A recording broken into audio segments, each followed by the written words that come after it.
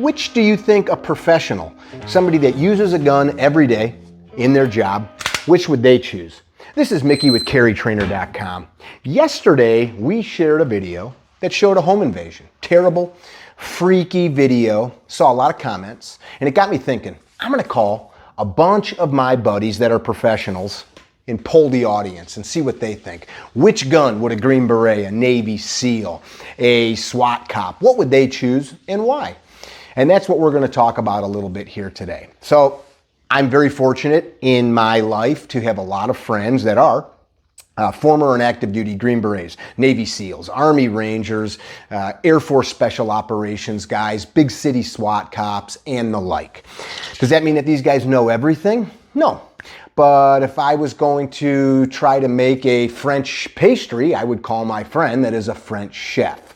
So I reached out to these guys. In addition, I also reached out to some friends in the ammunition space. Now, much of this stuff has been talked about to death, really, but I think based on what's out there in the world, it's worth adding something to the discussion.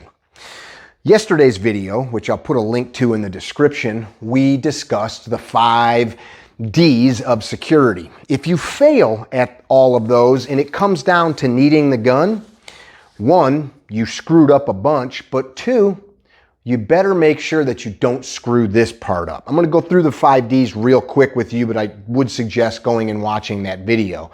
Deter. Make the people not want to come to your house. Detect. Find the problem sooner than later so that you can implement choices and actions. Getting away, barricading yourself, calling for help, etc. The next one is deny. Stop access to where you and your family are. The next one is delay. Slow down the approach of the threat. Slow down the contact, etc. And then we get to the defend portion. Now, as we discussed in yesterday's video, you may go from sound asleep to defending yourself, where all the other things either failed or you just didn't do those things, which can happen. So in talking to my buddies, I was surprised, not one bit, that there was no consensus. About the only consensus that there is to use high quality ammunition. So quick aside, when we're talking about ammunition, we're talking about ballistics. There's really 3 things that we're looking at, and that's internal ballistics, external ballistics, what's happening outside the gun, and then terminal ballistics, what's happening on the target. So internal ballistics is the study of the pressures and things like that happening inside the gun. External, on the way to the target, and then terminal, once the round impacts the target. For the last 50, 60 years, companies like Supervel, a quick side note, somebody yesterday called me a shill for talking about Supervel. I find that to be quite insulting, that there is something wrong with talking about 1, a really great company, 2, a company that's owned by friends of mine. If there's ever a world where it's wrong to talk about good stuff and a wrong to share your friend's business, then I don't want to be part of that world, and I don't want to be friends with anybody that thinks that way. Back to the topic. Terminal ballistics.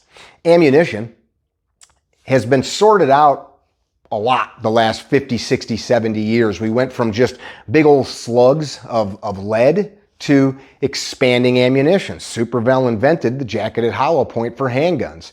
Now we've got monolithic bullets that are homogeneous balls of copper. I'm using the word ball, but one chunk of metal. And they hold together better. One of my friends said, go look at what the FBI accepts for ammunition in their protocols. If it passes, you'll do okay. Now, for some of you, you're like, F the feds. This has nothing to do with your feelings about federal law enforcement. The reason that he would say that is there is a huge amount of data on those projectiles punching through things as well as their terminal performance. A couple points come up to the viewers or the people like you and me that are concerned about what a good firearm is for home defense. Capacity is one that comes up. Shootability. Can I actually handle the gun? Can my wife or grandma handle the gun in the dark? Is the round that's in the gun, is the actual projectile, the 22, the 9mm, the 12 gauge, does that projectile have efficacy? Is the efficacy enough to stop a violent subject? If the answer is no, I probably don't want to use it. Or if the answer is that it has a lower efficacy than something with a higher valuation, huge extreme, 22 versus a 12 gauge loaded with slugs, that might weigh our choices.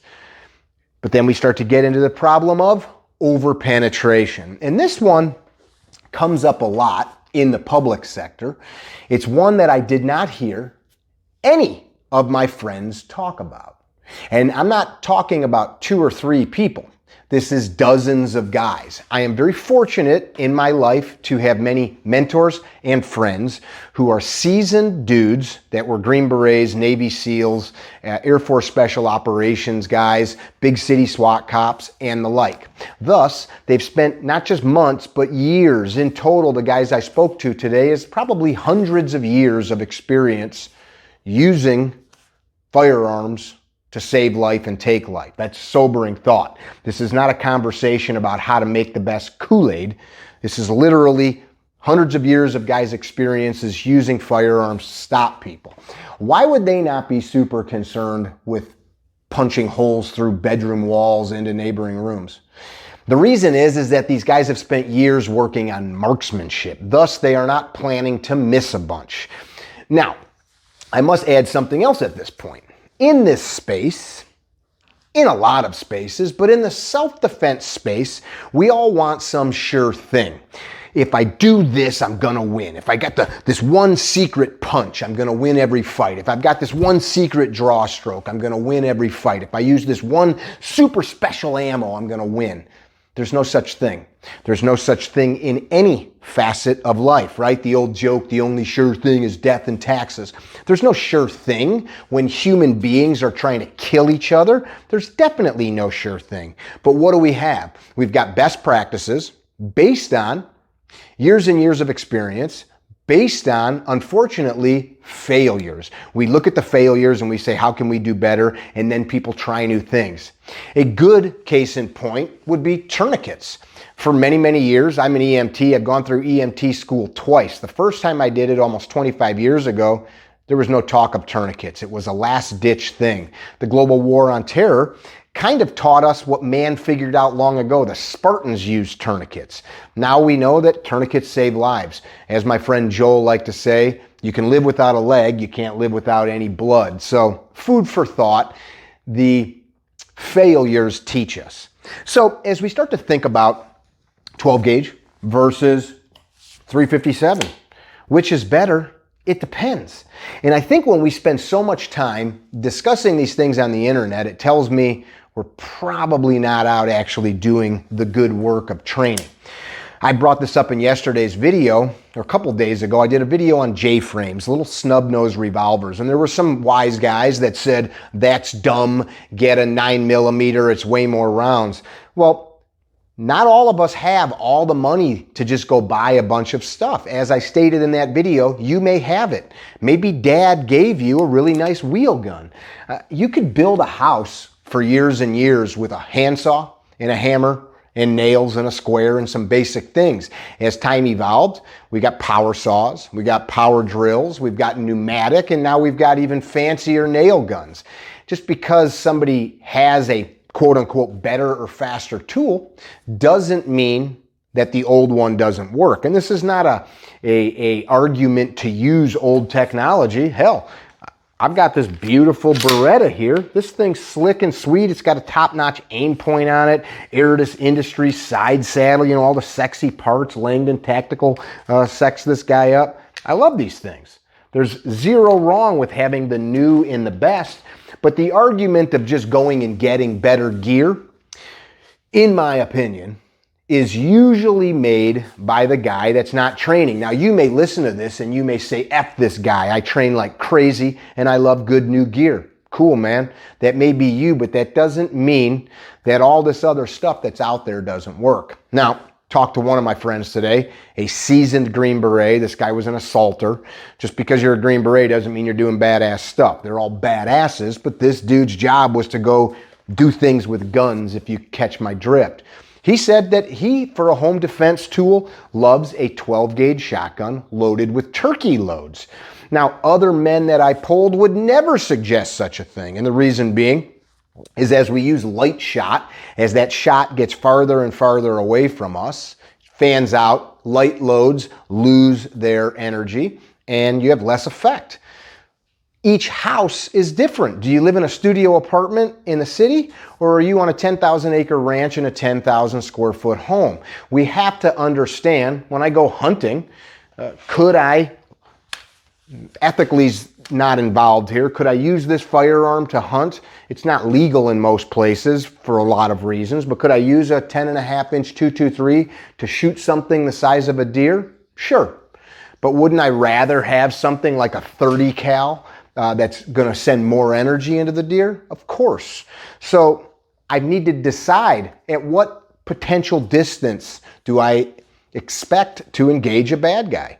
At what potential distance, and where will I be firing from? A shotgun is a great tool, but there's an old adage, if you're not shooting, you should be loading, right? Because they have low capacity. So if you go to any good training, Rob Haught is a guy I would recommend. Steve Fisher is a guy I would recommend. I do some shotgun stuff, but those guys are legends in that space. If you're not shooting, be loading. Why? Because you've got this problem of diminished ammunition. Enter the AR. Well, the AR just fixes everything, doesn't it? No, it doesn't. There's no one size fits all.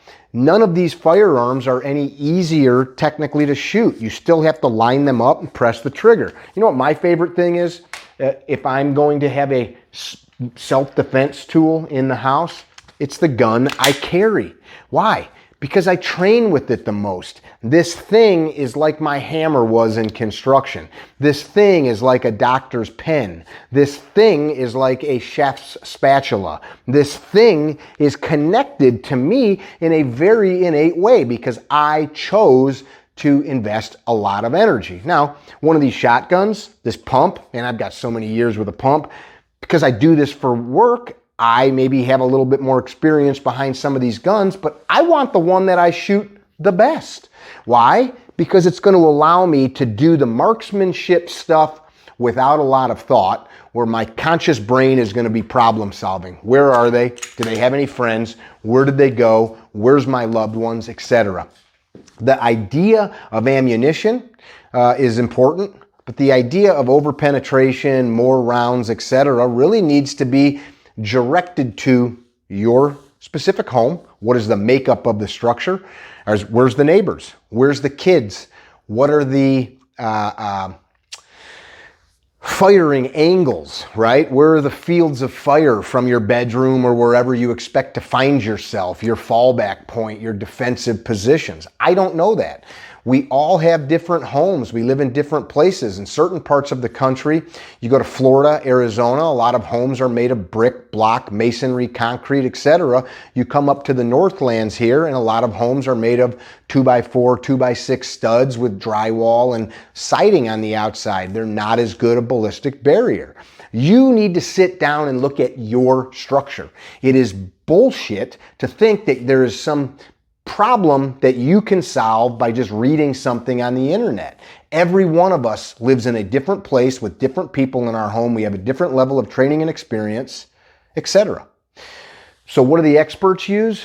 It depends. I'm sorry if you came here thinking you were going to get check the box, but there is no easy answer when people's lives are on the line.